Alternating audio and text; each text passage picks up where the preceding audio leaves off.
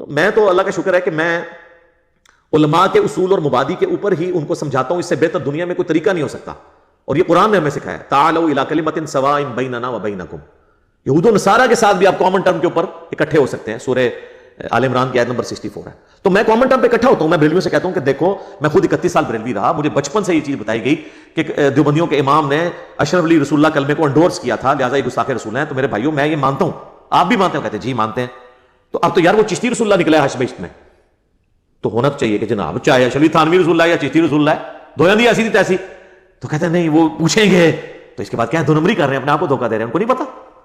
یہ میں کٹر لوگوں کی بات کر رہا ہوں، باقی تو لوگ قبول کر لیتے ہیں، ہماری دعوت سب سے زیادہ بریلویوں نے قبول کی ہے، اس سے بہتر کوئی اصول اور موادی نہیں ہے۔ میں دیوبندیوں سے کہتا ہوں کہ میرے بھائیو آپ کا کیا جھگڑا ہے بریلویوں کے ساتھ، دونوں حنفی، دونوں ایک ہی روحانی باپ کی اولاد فقہی طور پہ، مسئلہ کیا؟ کہتے ہیں یہ مشرک ہیں، قبروں سے ان کے بڑے غلط عقیدے ہیں۔ تو میں کہتا ہوں میرے بھائی یہ تو آپ کے بھی جو سمان قاسمی کے اندر لکھا ہوا ہے کہ قاسم نانوتوی جنہوں نے مدرسہ دیوبند بنایا تھا، وہ اپنے مرنے کے 6 سال کے بعد خواب میں نہیں بیداری میں قبر سے نکلے، دیوبند کے 2 مولویوں کی صلح کروا کے واپس قبر میں چلے گئے۔ اب ہونا تو یہ چاہیے کہ جناب ہونا بھی لکھا ہے تو وہ بھی ہوئی کچھ طرح، لیکن جن کو ہدایت ملی وہ کہہ دیتے ہیں ٹھیک ہے۔ اہل حدیثوں سے میں کہتا ہوں میرے بھائیو آپ کو کیا مسئلہ ہے؟ وہ کہتے ہیں دیکھیں جی ہماری تو ہر چیز بخاری مسلم میں لکھی ہے، نماز کا طریقہ دیکھ لیں، فلاں چیز دیکھ لیں۔ تو ہم کہتے ہیں اچھا تو بخاری مسلم میں جو جو لکھا ہے، ہاں جی اس کی تو تمام متصل الاسناد مرفوع حدیث جو ہیں قطعی السند ہیں، اور یہ تو جو بخاری مسلم کو نہیں مانتا وہ تو گمراہ ہے، اہل سنت سے خارج ہے۔ ہم کہتے ہیں ٹھیک ہے ابھی چیک کر لیتے ہیں، آپ کو بھی ٹیسٹ لگا لیتے ہیں۔ تو سر صحیح بخاری اور مسلم دونوں میں حدیث موجود ہے، اور بخاری کا اس کا طریق ہے 2812۔ ہاں جی اب تو ویسے اس کا نمبر ہی بولے تو ساتھ ہی کھوتی مر جاتی ہے ندی، کہ نبی صلی اللہ علیہ وآلہ وسلم نے فرمایا وائے عمار تجھے ایک باغی جماعت قتل کرے گی، تو انہیں اللہ اور جنت کی طرف بلائے گا اور وہ جماعت دوزخ کی طرف بلا رہی ہوگی۔ تو ہم کہتے ہیں میرے بھیا پھر فیصلہ کرو کہ مولا علی کی پارٹی جنت اور اللہ کی پارٹی ہے، اور مولا علی کے مخالفین جو آل امیہ تھے وہ جہنم کی طرف بلانے والی پارٹی ہے، جہنمی نہیں میں کہتا، جہنم کی طرف بلانے والی۔ ساتھ ہی وہ بخاری مسلم کا بخار محبت ختم، یہ حدیثیں نہیں بیان کرنی چاہیے۔ ہم کہتے ہیں سر مسلم کا آپ مقدمہ پڑھیں، صحیح مسلم کے مقدمے میں لکھا ہے، امام مسلم میں نے خود لکھا ہے کہ میں تو عوام الناس کے لیے حدیثیں لکھ رہا ہوں، تم کہہ رہے ہو وہاں میں بیان نہیں کریں گے، تو چلے مسلم کی آپ کو حدیث بیان کر دیتے ہیں، کریں جی۔ مسلم شریف میں 4776 نمبر حدیث ہے کہ عمر بن عاص خانہ کعبے کے سائے میں بیٹھے ہوتے ہیں، عبداللہ بن عمر بن عاص، اور ایک تابعی آ کے ان سے کہتا ہے عبد الرحمن بن عبد رب کعبہ، جب وہ حدیث بیان کرتے ہیں کہ امیر کی اطاعت کرنی ہی کرنی ہے، تو کہتے ہیں یہ آپ نے اللہ کے نبی سے خود سنا تھا، ان کا میں کعبے کے سائے میں بیٹھا ہوں، میں نے میرے کانوں نے نبی علیہ السلام سے یہ خود سنا تھا کہ اطاعت امیر کرنی ہے، میری آنکھوں نے حضور کو دیکھا، میرے دل نے آپ کی بات یاد رکھی۔ تو انہوں نے کہا پھر اگر یہی بات ہے تو آپ کے چچا کا لڑکا معاویہ ابن ابی سفیان، چلے ہم تو احترام سے نام لیں گے، رضی اللہ عنہما، جو ہمارے امیر ہیں اس وقت، وہ تو ہمیں حکم دیتے ہیں کہ ہم لوگوں کو ناحق قتل کریں اور لوگوں کا مال حرام طریقے سے ہڑپ کریں،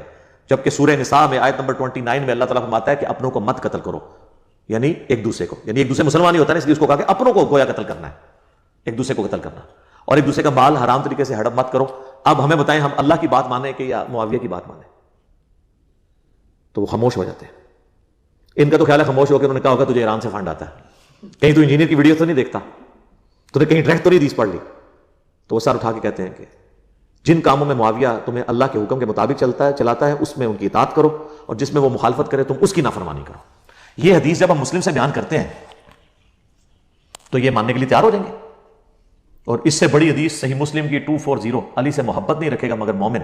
علی سے بغض نہیں رکھے گا مگر منافق۔ بغض علی کی جتنی شکلیں ہیں وہ منافقت کی اولین علامتوں میں سے ایک علامت ہے۔ بس آپ یہ حدیث کسی سنی کی مسجد میں لگا کے دیکھیں تو شام تک وہاں پہ گڑبڑ شروع ہو جائے گی، چاہے وہ بریلوی ہو دیوبندی اہل حدیث ہو، کیونکہ انہیں پتہ چل جائے گا کہ یہ تو کسی اور پلیٹ فارم سے بول رہا ہے، حالانکہ مسلم شریف ہمارا ہی پلیٹ فارم ہے، بخاری ہو مسلم، یہ دونوں ہمارے پلیٹ فارم ہے۔ تو اس کے اوپر مجھے بتائیں اب اہل حدیث کو کیا غصہ کھانے کی ضرورت ہے؟ اسی طریقے سے اہل تشیع کی طرف آ جائیں، وہ تو خود اس چیز کا رونا روتے ہیں کہ آل امیہ کے دور پہ میں سیدنا علی پر ممبروں سے سب و شتم ہوتا تھا، تو تم نے وہی کام شروع کر دیا۔ میرے پاس تو کوئی شیعہ تھا، میں کہتا ہوں میرا تم سے بنیادی اختلاف یہ ہے کہ تم معاویہ کے ٹریک پہ ہو، میں علی کے ٹریک پہ ہوں۔ علی نے تو اپنے مخالفین کے لیے دعائیں بھی کی، ان کے جنازے بھی پڑھائے، اور اپنے ہاتھوں سے ان کو دفن بھی کیا، ان کی لاشیں اٹھائی، ان پہ گریہ کیا، اور تم لوگ جو ہے وہ حضرت علی کے طریقے پہ نہیں چلتے ہو، اور ان لوگوں کے طریقے پہ چلتے ہو جنہوں نے 60 سال تک ممبروں پہ حضرت علی پہ لعنت کی، تم بھی صحابہ پہ لعنت کر کے انہی کے طریقے پہ ہو، تو آگے سے وہ بھی پریشان ہو جاتا ہے۔ اب اس سے بہتر اور کیا طریقہ ہے ان کو سمجھانے کا؟ تو ہم جس اصول اور مبادی، اسی کو میں نے اینٹی وینم، پھکی الزامی جواب نام دیا ہے۔ جیسے کوبرا سانپ کاٹ جائے نا تو اس کا علاج بھی کوبرے کے زہر سے ہوتا ہے، اسے کہتے ہیں وینم کا علاج اینٹی وینم، جو اس کے زہر سے بنتا ہے۔ تو میں اسی اصول کے اوپر ان کو جواب دیتا ہوں، اسے میں اینٹی وینم کہہ دیتا ہوں، پنجابی میں اسے پھکی کہہ دیتا ہوں، اردو میں اسے کہا جاتا ہے الزامی جواب، کہ ہاں بھائی اب اس پہ اگر یہ بات ہے تو بھی ماننا، تو یہ کسی کو برا نہیں لگنا چاہیے.